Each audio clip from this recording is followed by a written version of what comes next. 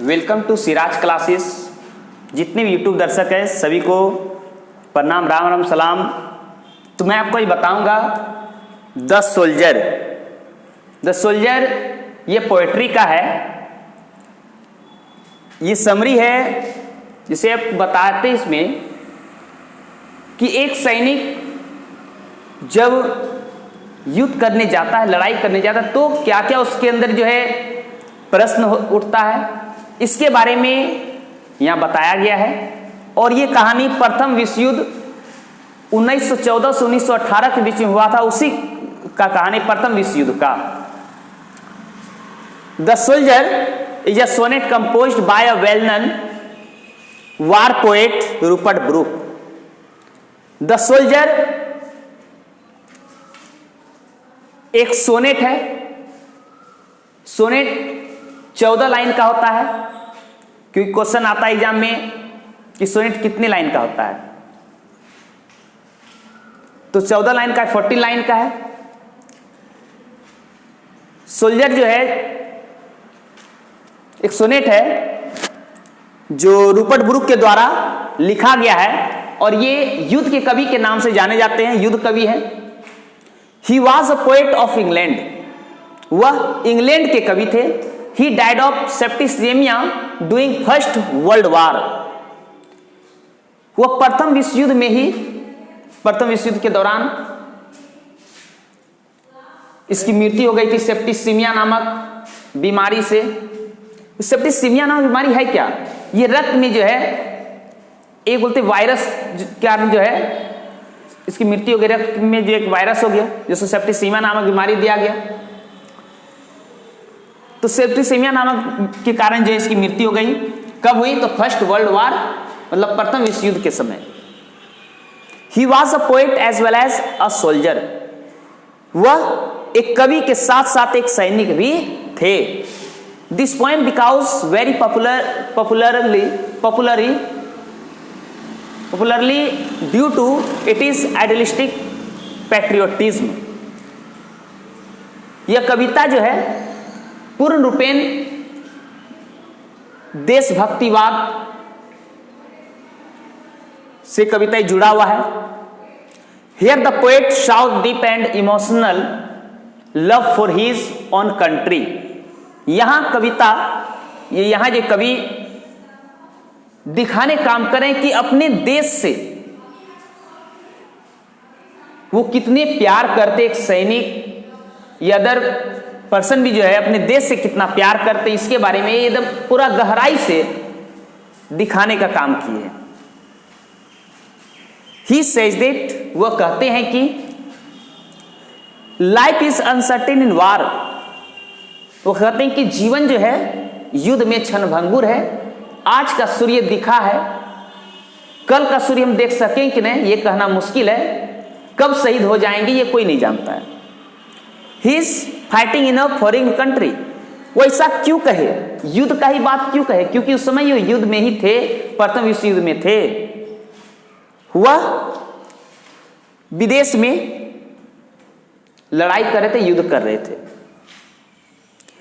The poet remember the flowers, the waves, the air, the river and the sun at home, and tells us how his body is given by him to his body should be buried in the pious and rich land of England, because he gets laughter, gentleness, publication of heart, and his joys and memorable a dream from England। देखो, वह याद कर रहे हैं, एक सैनिक जो अपने गांव छोड़ करके जाता है युद्ध करने के लिए, लड़ाई करने के लिए, तो उसे याद आता है। एक सैनिक का जो भावना है, वो सैनिक की भावना को इसमें दर्शाया गया है। वो याद कर रहे हैं वहां के फूल को, मतलब गांव में जो फूल खिलता था उस फूल को याद कर रहे हैं। वो रास्ते को याद करें जिस रास्ते से वो गांव जाया करते थे, गांव का जो रास्ता था, वहां की हवा को याद कर रहे हैं, अपनी नदी को याद कर रहे हैं, क्योंकि जिस नदी में वो नहाया करता था, घुमा करता था, वहां बैठा करता था। And the sun at home, और वही सूर्य को याद कर रहे हैं जो सूर्य उसके घर में प्रकाश लेकर के आता था। And tells us how his body is given to him by his body should be buried in the pious and rich land of England. वह कहे, वो क्या कहे, यदि मैं मर जाऊं तो मेरे डेथ बॉडी को इंग्लैंड के ही धरती में, मतलब जहां ये युद्ध करने गए तो वहीं उसी धरती मुझे दफना देना, मैं उसी को मैं समझ जाऊंगा कि ये मेरा अपना ही देश है, क्योंकि ये अपना देश जाना नहीं चाहता था। जब मतलब बोले जब शहीद हो जाएंगे तो मुझे इसी धरती में दफना देना, कब से मान लेंगे कि यही धरती मेरे लिए स्वर्ग है, इसी धरती को हम इंग्लैंड समझ लेंगे। सिलेबस कब लेकर के आए? ओह सिलेबस कब से देखना? तो बता रहे थे आपको कि उसका कहना था कि मैं यदि मर जाऊं तो मुझे इसी धरती में दफना देना, इसी धरती को मैं स्वर्ग समझ लूंगा, अपना मैं देश समझ लूंगा, क्योंकि उसका ये सपना था। This is why he compare his native land to paradise. वह स्वर्ग को अपने धरती से कंपेयर कर रहे हैं, तुलना कर रहे हैं। He wants to live peacefully in the lap of his motherland even after his death. वह चाहते हैं कि मैं यहां जब तक रहूं, जब तक जिंदा रहूं, मैं शांति पूर्वक रहूं, और मरने के बाद मुझे गांव नहीं ले जाया जाए, मुझे इसी धरती में दफना दिया जाए, इसी धरती को मैं अपनी मातृभूमि में समझ लूंगा। Great love from his Motherland and because of his love, ये बोलता है ये महान प्यार है क्योंकि वह उसको अपनी धरती मां से प्यार है, और ये प्यार सबसे सर्वोपरि प्यार है क्योंकि ये अपने धरती मां से प्यार कर रहा है। He is not affair of death in the battle.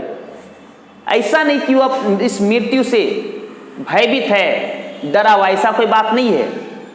उसका एक ही कहना था, यदि मैं शहीद हो जाऊं तो मुझे उसी धरती पर दफना देना। तो ये है एक सैनिक का जो इमोशन होता है, उस इमोशन के बारे में लिखने का यहाँ पे काम की, जो एक अंदरूनी जो फीलिंग है, उस फीलिंग को जो है यहाँ दर्शाने का काम किए हैं। तो आशा करते कि आपको समझ में आ गया होगा। Thank you for watching video, take care, bye bye.